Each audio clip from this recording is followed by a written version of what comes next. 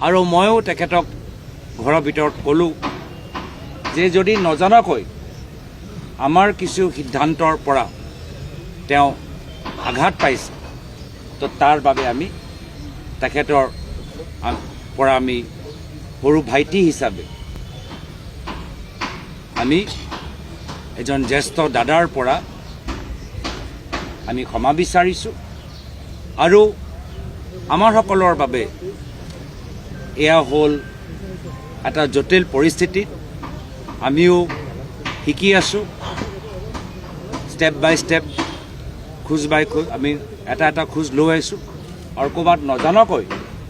যদি ক'ৰবাত আমাৰ ফলৰ পৰা তেখেতক আঘাত ক'ৰবাত দিয়া গৈছে বা তেওঁ ভাবিছে বা পাইছে তো তাৰ বাবে আমি ক্ষমা বিচাৰি পৰৱৰ্তী দিনত যে আমি কেনেদৰে আমি মিলিজুলি তেখেতৰ যে ৰাজনৈতিক দৃষ্টি তাৰ পৰা মাত্ৰ কংগ্ৰেছ দল নহয় বিভিন্ন বিৰোধী দলবোৰ উপকৃত হয় সবল হয় শক্তিশালী হয় তাৰ পৰা আমাৰ কামনা